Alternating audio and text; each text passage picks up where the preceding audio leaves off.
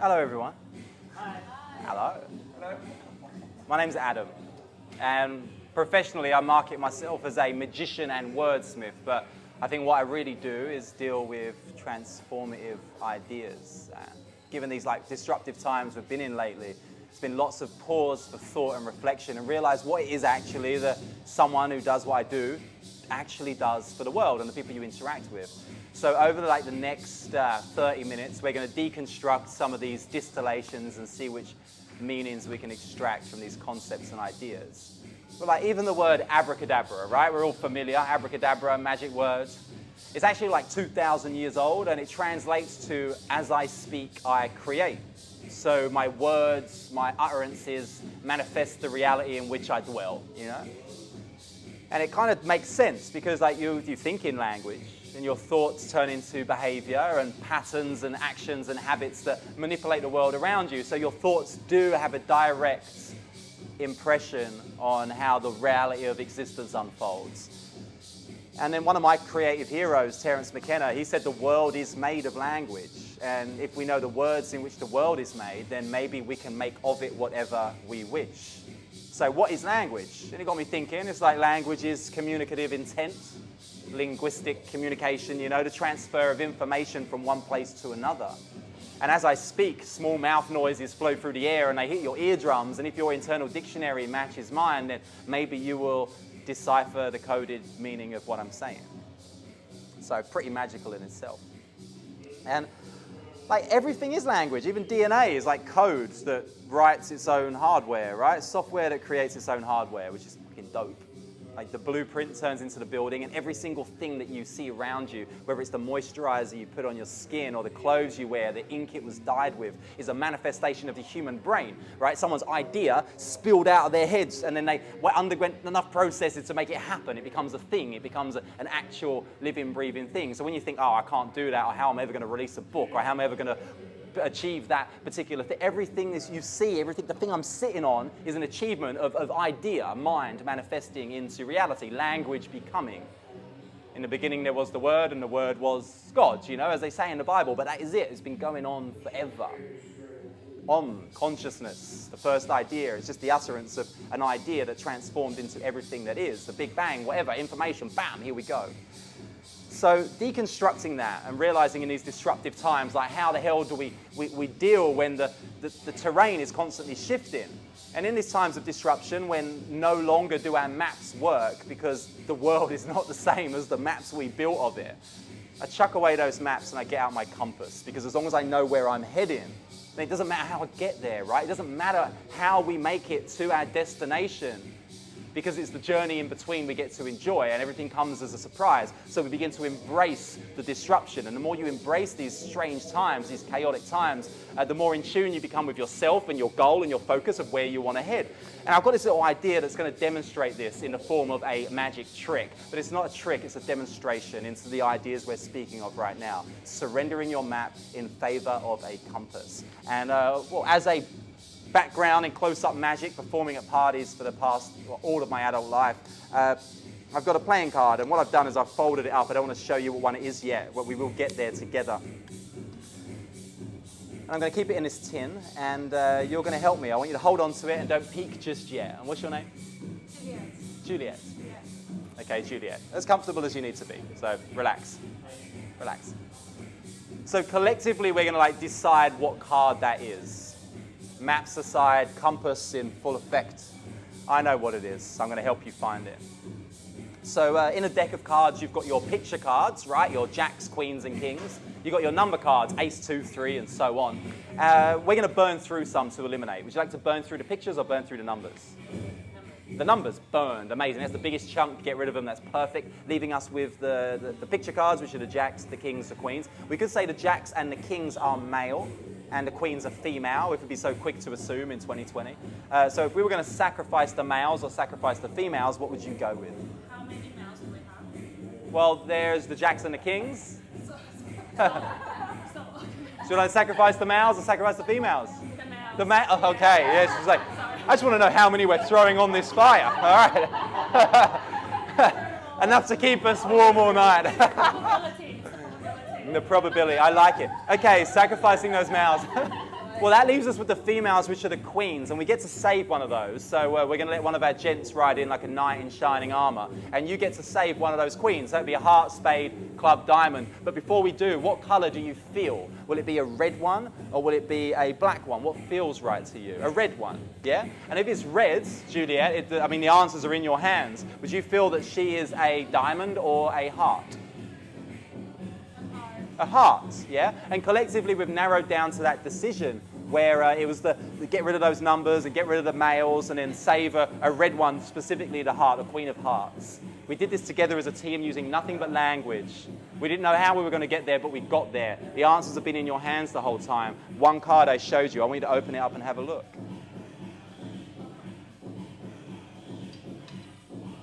And what is it? The Queen of Hearts, all right? And we did that together collectively as a team. Thank you, Julia. That's perfect. And that's it, just a demonstration. Like I said, no trick, just a demonstration into the power of language itself. I think we're warmed up now. And in order to do this sort of thing, what I like to do is I step outside of the patterns in which we think. And as good as patterns are, and we rely and we depend on them, they limit us as well. Some of the patterns in which we say to people, we say to ourselves, it's like a habit. We keep going on and on. But when you can shatter a pattern, break that, then it leaves a space for you to start choosing consciously. You sit in the pilot seat of this vessel rather than on autopilot with the way it was done before, following the well-trodden path, you know? Start embodying the journey of the hero, stepping into the unknown to retrieve the forbidden fruit or unearth the hidden treasure and take it back to the others. So if I was to ask, what's your name? Chris, if I was to ask Chris to think of a number between 1 and 10, chances are his mind would go to 7 or 3. These are like the most popular numbers, yeah? 4 if he's being difficult. But we're not going to go with those patterns. What we're going to do is ask a similar question, but we're going to change the parameters ever so slightly. And what I've got here, yeah, okay, I'm happy with that. I'm going to ask you to get in mind a number between 1 and 26. And you've got one in mind already, and what is that? And you could have gone with anything, yeah? I didn't write 22. I didn't even write a number. What I actually wrote was a letter of the alphabet. Can you hold your hand out for a second? Flat like a table, just like so. Okay, so I wrote down this letter, 26 letters in the alphabet. I asked you to think of a number between 1 and 26. You got in mind 22. If we counted A, B, C, D all the way through, but we go backwards, yeah? Z being 26. Y being 25, X being 24, W being 23, and 22 would be V. Have a look what I wrote. V, 22, right? So this is a pattern, but it's also a metaphor because we've got this, the meaning of your number matches with the meaning of the letter, and this is the communication we're talking about. Machines operate in the numbers, and we operate in the language, the letters, but these two things do match up. We're going to continue this because I've written something on the back of here, and what's the time right now? It is, okay, 8:35, cool. We'll come back to it. So, Chris, imagine this. You're walking along the street, and you look down on the floor and you see something glistening in the sun, and there's a watch, and this watch has fallen off of someone's wrist and it's hit the floor and it's stopped working. Now, we understand the saying, a broken watch is right twice a day, right? We know that. But what we don't give enough merit to is the idea that whatever time that watch says, that is the time it broke. It wears its time of death on itself for time immemorial. It's there forever. So you pick up this watch and you look at the face and you see the time it stopped in. Hours and minutes. What is that time for you? 4:20. I wonder why. But okay, that makes sense, okay? And you've come up with that yourself. You thought of that. Now, I didn't write a time down. But what I did do is write an instruction to check my watch. And the whole time I've been doing this, I've been testing your observational skills as we communicate. I've been tapping my watch because this is a true story. My watch fell off of my wrist recently. I've been having a few problems with it. It stopped at a specific time. Do you want to show me what time that is? It's 4:20, right? Okay. So you better take that, mate. I mean, brilliant.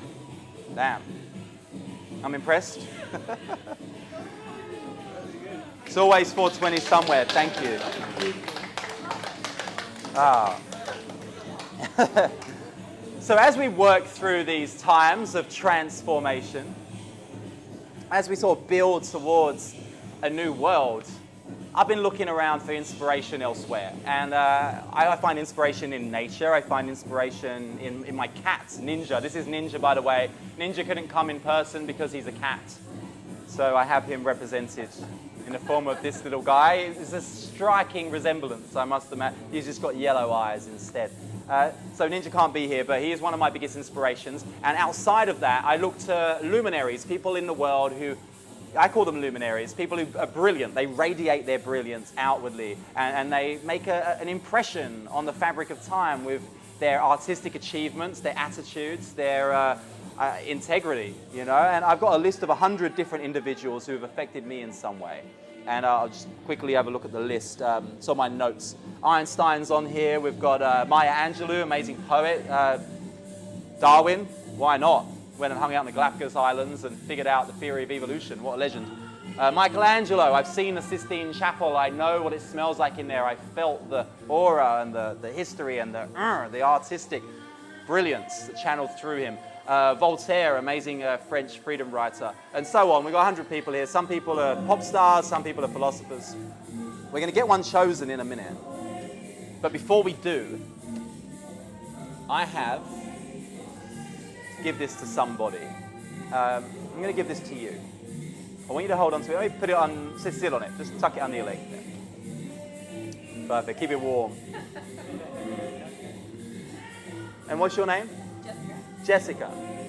So, Jessica, we're going to play a game, and I'm going to do my best Sherlock Holmes deduction here by getting 2 answers from you for questions, and then on the 3rd question, you won't tell me the answer straight away. I'll try and formulate how you might think from answers 1 and 2. Make sense? Yeah. All right. So, question number 1. The restrictions are lifted and the borders are reopened, and you can go anywhere in the world that you desire. Where are you going? India. Nice choice. Have you been before? Yeah, I'd like to go back. India. It's been calling for a while, actually. So imagine that you could meet anybody or take anybody with you, but the prerequisite for this decision is you know their birthday. Someone close enough you know their birthday. Have you got someone in mind? Yeah, you don't have to tell me who or how old they are, but I'm born on the 28th of September, so next month you can send me something if you wish. Or you could just tell me the birthday of the person you're thinking of. What's that? Okay, March 25th, so it's 0320. Okay, brilliant. 3rd question. Now, when I ask you this question, your mind is going to go straight to an answer. And I'm going to let you roll through a few answers before you settle. Because as hard as we try to make things, maybe the more difficult and the more sneaky we try to be, we actually box ourselves into a corner. It becomes more predictable. So I want you to be really free and honest with what it is you're choosing. And it's only a number between 1 and 100. That's all. So take your time to settle on one. When you settle, give me a nod and that's it. Okay, right.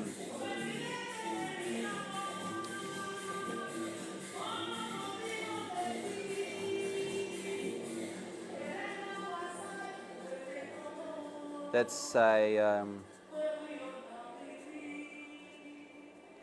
okay, I'm happy with this. Let's say, see what I've done here is I've written down a name of a person who's on my list, okay? Now hold on to this for me, don't look at it yet. So we've got 100 people on this list, and whatever number you've chosen is the person on the list of influential people you're going to go with. And maybe it'll be the right person, maybe it'll match, or maybe I'll let you judge to see how close we are, okay? So for the first time out loud, what is the number you had? 40. 40, okay, right, so let's have a little look. Influential people, Einstein, we've got Russell Brand, he's from where I'm from. Eckhart Tolle, Angelina Jolie, why not? Vincent van Gogh, we've got Da Vinci. Do you want to go to number 40 and tell me who that is, loud and clear for us all to hear? William Shakespeare. William Shakespeare, okay, fair enough. There we go. Could have been Paulo Coelho at number 39, the author of The Alchemist, one of the best transformative books I've ever read. Or Nas at 41, my favorite rapper, Nas, and then Tupac. Cool, all right. Got a lot of weird people in here, but Got to respect them. William Shakespeare, the poets section. 100 different people you could have chose from. Shakespeare is where you rested your eyes upon. I wrote something down before you told me your number. Have a look. Oh, wow. And it says William Shakespeare, right? But Jessica, before we started any of this, I gave you a wallet. And you sat on that wallet. And you've got it. You pass it to me. The reason I gave you this is because it is warm, isn't it? It's because there's something inside it that was going to be important for the rest of this moment together. So inside on a business card, folded up, I wrote something down. And actually I wrote this earlier today, 29th of August. Can you see that? What time did I write that? Yeah, 3:25. 3:25. Does that ring a bell? Yeah. What's that? And birthday. The birthday of your friend, right? And what I wrote was, I hope you make it to India. So thanks for making those decisions. Thank you. Enjoy yourself while you're there. Wow. Making our way to where we want to be. Wow. Woo! This is good, isn't it? That's crazy. How do you do that? My favorite response. You don't ask a dolphin how it swims or an eagle how it flies, because that is what it was made to do. This is what I'm made to do. So I'm just happy to share these things with you. So let's dive into the next little idea. I do have a deck of cards sitting here, and the reason is I began with cards. Most magicians do, and I know you can hopefully see the flavor of what I'm about is not the traditional magician, right? Like I said, I'm into transformative ideas. An idea is the biggest thing on earth, and it takes up no space at all. It's my favorite paradox. But these are the center stone, a cornerstone of any magician's performing repertoire. So I'm going to have a little go, but we're going to get a bit meta, and we're going to dive into the deconstruction of how a magic trick is formed. So I'm going to give this to you. I want you to hold your hand out just for a second. Oh, you can keep that comfy on your lap, yeah? There we go. So what we're going to try now is break down the process of which a magic trick would happen. Typically, there are 3 acts. I've added act 4. I'd like to be different, take up more stage time, why not? So I'm going to get you to work with me through these processes. And act 1 would be what's called the pledge. So the magician takes something ordinary, like a deck of cards, and he pledges to do something extraordinary with them. So I'm going to get you to choose one. You can just stop me, COVID friendly and all of that. So anywhere here? Yeah? Yep, okay, great. Now whatever this happens to be, it's not so important. We got it? Yeah? So it's not the card, the value or whatever that's important, it is what we're going to do with it. Because this is Act 2, and Act 2 is called the turn. And in the turn, the magician takes that ordinary thing and does the extraordinary thing with it. In this case, we're just going to tear off that corner.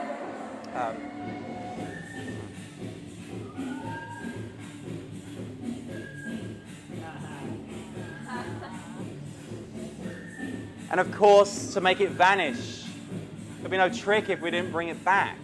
That's Act 3, the prestige. You make it disappear, you have to bring it back. You got the box. Open it. Maybe give it a little shake. Feel that?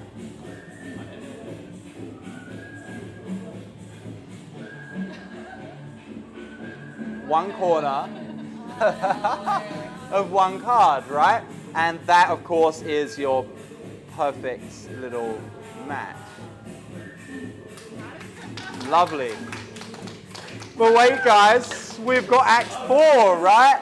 Act 4. And Act 4 is my favorite bit, because while we have this wonderful poetic moment, Act 4 is what I call the commitment. And the commitment maybe even reveals some of the methodology for the previous 3 acts, and I am okay with that, because the commitment proves that it had to happen this way. And I'll show you it. Your card, your corner. And if we press it into my skin, Wow. then there we have the ultimate commitment, right? Where I have the corner and the card is there to match. and forever until I rejoin the soil from which I came. This will be with me, and I hope the feeling is with you until you return to the essence too. So thank you. 4 acts of a magic trick. You want to have a look at my tattoo? No, can I have one too? You want a tattoo as well? Sure. Get one in India. Ah, beautiful moments. Who's been a Burning Man? Who would go? Yeah. There's a transformative experience, right? Just the idea that you could be around people who are constantly having their mind blown at every juncture. It's like, to have your own mind blown is one thing, but when every single other person that you're encountering is also in that mind-blowing frenzy. I mean, I heard the feeling of awe described as an experience of such perceptual vastness that we are forced to reconfigure our mental models of the world in order to assimilate it into our reality. What a wonderful description. And you're having awe happening all around you. You're in the presence of that fever pitch, that growing frenzy of, and I want to be there. And I can't be because of this happening at the moment. And that's okay, because there will be a future moment when we can, the timing will be right. But last year I went to Azora in Hungary, and it is kind of like the European hippie version of what Burning Man would be if it wasn't in America, right? And it was this mecca, this melting pot. I forgot how many flavors of human being exist. And when I was amongst it, I carried this book around. And I carried this book, Alice Adventures in Wonderland, okay? It's a children's book that was written for adults, or an adult book that was written for children, you decide. So we get to dive into Lewis Carroll's labyrinth, his rabbit hole minds, and kind of see what the hell he was about. And there's bits in here that make no sense at all. But here, to Alice's great surprise, the Duchess's voice died away, even in the middle of her favorite word, moral. And the arm that was linked into hers began to tremble. I won't go too far in because it'll be absolute madness, and I've read this way too many times whilst journeying through my own transformative moments. I'll let you imagine what they were.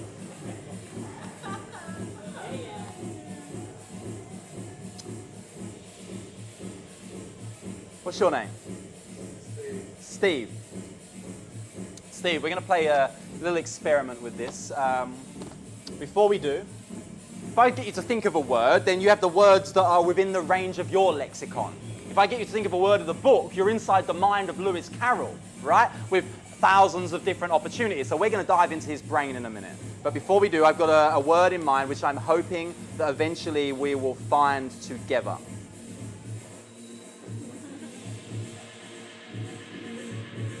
Brilliant, okay. Happy with this.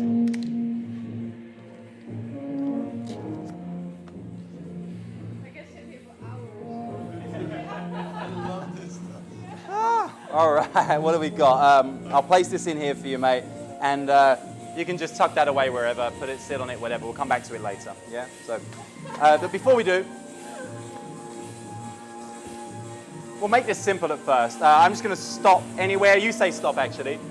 Stop. Yep, okay. I want you to just get in mind the first word on the page. Actually, take it for me and go to that first line of the page. Can you do that for me? Yeah, and find a word that's more interesting. You do that for me? Is there an interesting word on there? Maybe a more difficult word, or a word you could visualize, or a bigger word, challenging word. You got one? Okay, focus on that. And this is straight away, I'm getting something to do with dimensional. This is height related. Okay, focus on what that is. This is moving up, moving upwards. This is elevation, elevator. What's the word you had in mind? The word I have. Yeah, what is it? Earlier? No, the one you're looking at here. Stamping. What? Stamping. Stamping. Okay, right, let's keep flowing then. We keep working through this. Stop me anywhere here. Stop. Okay, same thing. And I just want you to get in mind the first word of the... Yeah, have you got it? Yeah? Okay, whatever that is. And keep saying that first word over and over again, over and over. I just want to throw... always. What's the word? Sweet. Keep going. God, you've got a mind that's very difficult to read. This is good, though. This is good. So we're really doing this, and it shouldn't work, but it will eventually. Let's get there. One more time. Stop me. Yep, okay, you got it? First word on the page. You got it? Take it. Think about that word. Focus on that word. I want you to look at it spelled out in front of you. All the letters, and this is four letters. Okay. Look in the middle. Switch around some of those words in the middle. This is one of those an A. A-L-L-O, fall, all right? Do me a favor, take the book, open it up wherever you want, any page. There's like 50 or 60 pictures in there, so maybe find a page that's got a picture.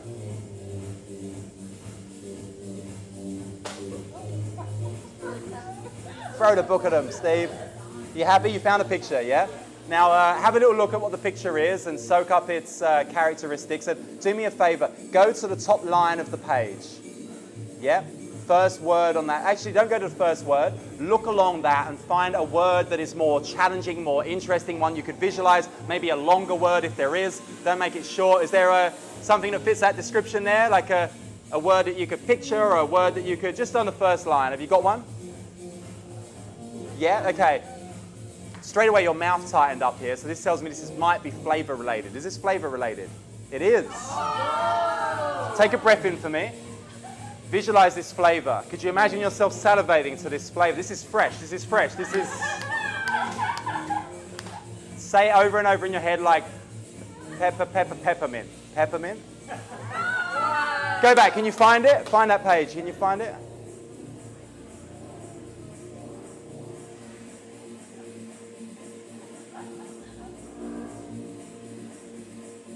Yeah? And you can see that word there, yeah? Peppermint. And you chose that yourself. Do me a favor, go back to the previous word. Go back to the previous page. Turn back one page. That's it. Now do the same thing, but you can go for the top line of either side. So look at the top line of that side and get in a word that you could visualize, an interesting word, a difficult word if you've got one. One that you could picture. Go to the other side, the opposite side of the page. Do the same thing on the top there. Have you got one there? Is there one that you could... So now you've got two words that you picked out of the page you've opened up to, right? Could you remember both of those words? Good, close the book. I'd like you to juggle between those words, and I want you to imagine both of them written out on a piece of paper, yeah? And you was to grab and screw one of those up. You're going to throw that one away, you're left with one. Don't tell me what that one is. What did you throw away? What was the one you screwed up? What was the word you screwed up and threw away? Butterfly. Butterfly. So you're left with one more that you haven't told me, you've got it in your mind. Before we started, mate, I gave a wallet to you, and inside the wallet was something I wrote down. I want you to give it to me. Okay, and you could have gone with absolutely anything. You chose a word. I wrote this down for you. I placed it inside here. I want you to close your eyes for a minute. Cover your eyes. I'm going to show everyone else, okay? This is what I think Steve has found. This is what I was trying to target him. Can you see that, guys? Can you see it? Yeah? Yeah? Yeah? For the first time, out loud, for everyone to hear, open your eyes, Steve. What is the word you're thinking of? Sunflower.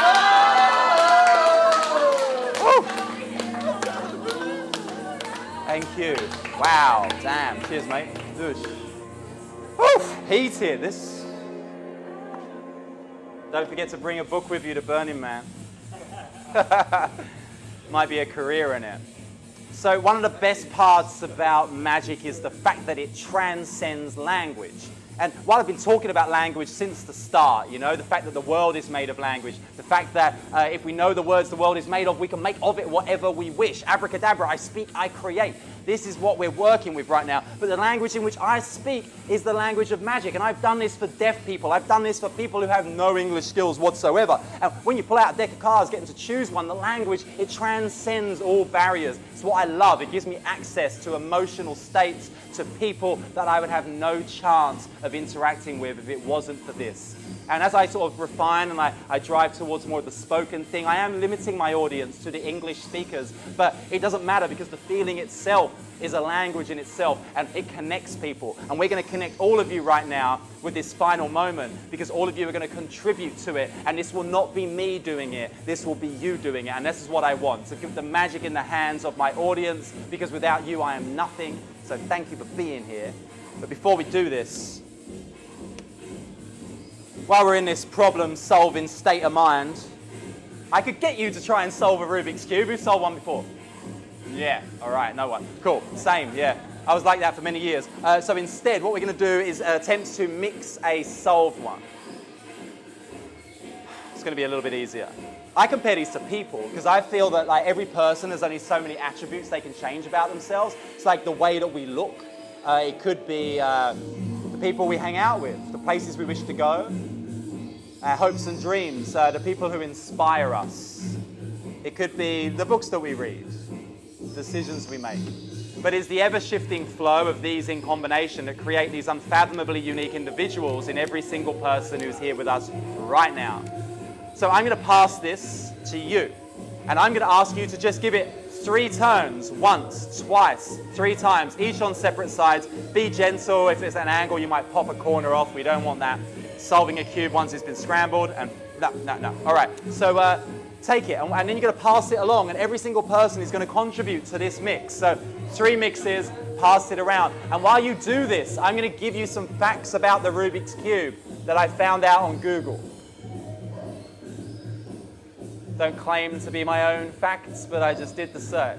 Now, Erno Rubik, number 100 in my list, he invented the Rubik's Cube. He's a Hungarian guy. So bringing this back to his home country and Azora last year was amazing. But he went mental after a month of trying to solve it. He thought you could only solve a cube by reversing the order in which you mixed it. Now we know you can actually solve a cube in 20 moves maximum, not minimum, 20 moves maximum. You need to be like a supercomputer to know which 20 moves, you know? And I'm not one of those.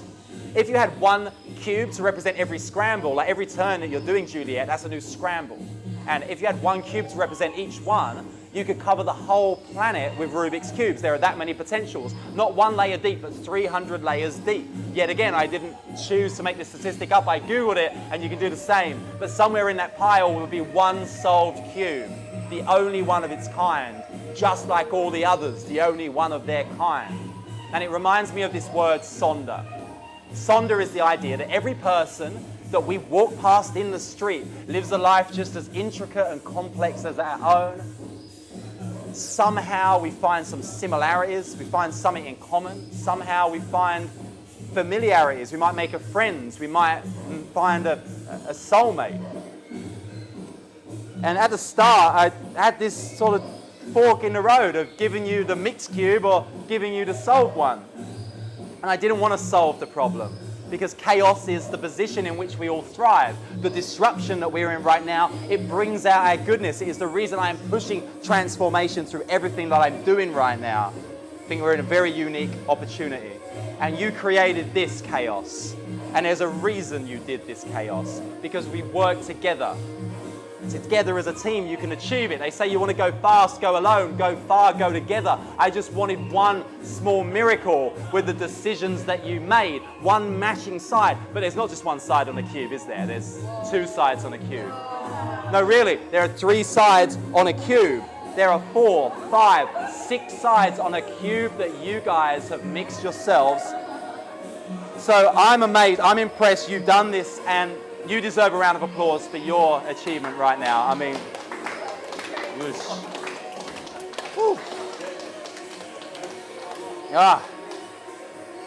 Closing thoughts. You are the universe expressing itself, right? And before we wrap our mind around this concept, let's make the distinction between knowing and realizing. Because to know, that's knowledge by description. We're taught the lessons that we learn. But to realize, to make real, that's knowledge by acquaintance. We take lessons from our direct experience and we integrate them into our mental models of the world. And it's a subtle difference, but it's a profound one. Because we know we are made of atoms, atoms that were forged in the furnace of stars. And we know that the human brain is the most densely complex creation in our known universe, 14 billion years in the making. And whether it's evolution or God or intelligent design, that creative essence is in us. That creative essence is us, and we know this. But what if we were to realize this potential? Would we settle for being a spectator, a passenger on this journey? No, we would step up, right, into the pilot seat and take control. And we'd no longer be confined as a character within the narrative of the scripts. We would become the author and write whatever life story we desire. And the chess piece becomes the chess master. And Alan Watts said, "You are something the universe is doing the way a wave is something the ocean is doing." So don't know it, realize it. And next time you're second guessing yourself, remember, you are the universe expressing itself. Thanks so much for your time here. It's been a blessing to share magic in real life.